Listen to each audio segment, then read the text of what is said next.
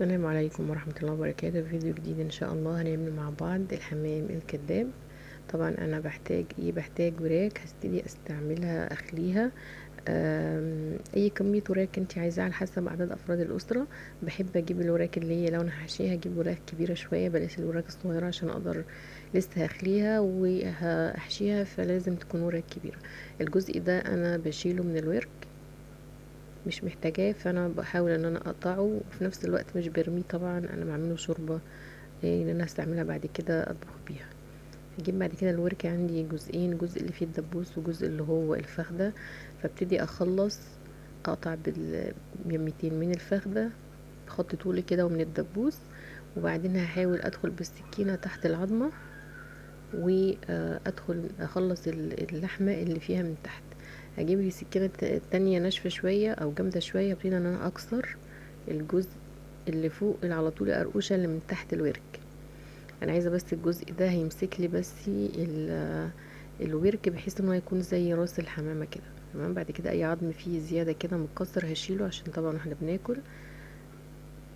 وبعدين همسك العظمه واحاول ان انا ازق اللحمه بايدي كده، لقيتها ما بتتشالش لازقه، فابتدي اجيب السكينه بتاعتي واخلص اللحمه الموجوده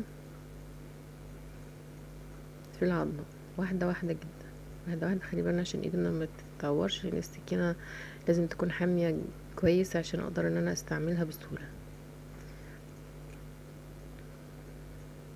هاجي هنا بقى الاقي الحته اللي هي القرقوشه الناشفه دي اللي مش بتتاكل، احاول ان انا اخلص اللحمه اللي حواليها بالشكل ده واحده واحده.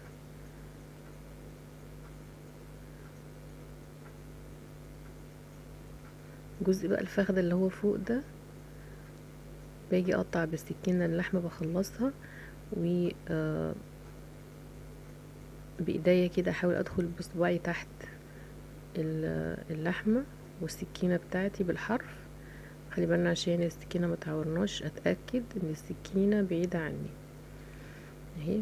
بعد كده هبتدي ان انا ازق بقى او اخلص بايدي. بصوا الحته الجزء دوت اللي فيه القرقوشه بحاول اخلصه منها من اللحمه اللي موجوده لازقه فيه واسلكها باي طريقه. الجزء ده هبتدي اقطعه بالسكينه بالشكل ده، اخش من تحتيه بس. خلاص كده معظمها خلص خلاص. بعد كده ان انا اسلك اللحمه بتاعتي اشفيها بمعنى اصح، يعني هنا برضو فينا جزء كده علو فيه قرقوشه برضو انا بشيلها. خلاص كده خلص عندي العظمه دي، برضو بحط اعملها شوربه مع الجزء اللي انا شلته الاولاني. كده خلصت انا الورك بتاعي ما شاء الله جميل. بعد كده هبتدي بقى اشيل اي زياده، مش لحمه زي القريش والكلام ده. انا هخلص كل الكميه بتاعتي واخليها واشيلها على جنب، وبعد كده هبتدي اعمل الخلطه بتاعه الحشو. طبعا لو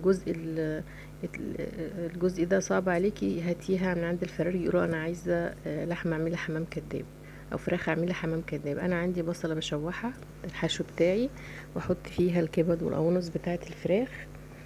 عندي حوالي نص كيلو كبد وقوانص بشوحه، وبعد كده هبتدي اغسل كوبايه رز او كوبايه ونص رز، دي مش كتير. وبعد كده هتبله ملح وفلفل وكمون جنزبيل حبه قرفه. تمام، بحيث بس ايه توابل انا بحب احط قرن شطه، احط شطه حمراء. بتبلها كويس واقلبها، وبعد كده هضيف الرز بتاعي واسقيه. انا مش عايزه رز مستوي، انا عايزاه 3/4 سوا، فما بحطش ميه كتير، يا دوبك الرز الميه ما توصلش فوق الرز ابدا، عايزاها تحت يا دوبك تستوي حاجه بسيطه. وبعد كده هبتدي اغطيه واسيبه لحد ما يستوي، وبعد كده لما يبرد هبتدي اشتغل بيه واحشي الوراك بتاعتي. احنا قلنا لو انا مش هقدر اخلي الوراك اروح الفرارجي واقول له انا عايزه وراك مخليه، وطبعا بيعرف يعملها وانا هجيبها جاهزه يا دوبك بس هحشيها. تمام، انا عندي كده خلاص الحشوة بردت، سبتها عشان اعرف ان انا اتحكم فيها واحشي بيها الوراك اللي انا خليتها. الورك بتاعي اهو ما شاء الله. فبجيب السكينه بتاعتي واحاول ان انا بس افرد كده اللحمه، او ان انا اقطعها كده اشرحها، او ممكن اجيب مدق الفراخ او اللحمه البانيه اللي بدوق بيه البانيه بتاعي، ولو اديه بس دقيتين كده او اخبط عليه خبطتين، بحيث ان هو بس اللحمه تتفرد معايا وتبقى سهله وتستوي بسرعه. وبعد كده هيبتدي ان انا اجيب الخلطة بتاعتي اللي انا عملتها بتاعة الرز، محطش كتير عشان لما الفراخ بتستوي بتكش شوية، فالحشوة اضمن الحشوة ما تخرجش من الورك اللي انا عاملاه. بعد كده هبتدي الفه من الجنبين بحيث ان هو ياخد شكل الحمامة. بجيب الجزئين على بعض، وبعد كده انا بحاول ان انا اقفله. انا طبعا هنا اقفله بايه؟ هجيب خلة الاسنان او الخلة بتاعه الشيش طاووق، ابتدي ان انا اشبك بيها او اقفل بيها الورك بتاعي او الحمامة بتاعتي، الحمامة الكدابة بتاعتي، او معنى اصح يعني اللي احنا بنعملها بالخلة، وابتدي اقفل كل الورك بتاعي من اول للاخر، بحيث اضمن ان مفيش الخلطة بتاعتي ما تخرجش. طبعا انا هنا مش بستعمل خلة بس، انا بستعمل خلة في التقفيل وبربطها بخيط، وكمان بستعمل ورق فويل في الاخر بلفها بيه. بحاول بس اجيب الجنبين على بعض وادخل الحشوة بتاعتي بحيث ان هي ما تطلعش بره بالشكل ده قدر الامكان. كل جزء الاقيه مفتوح كده بالخلة على طول، وهقفل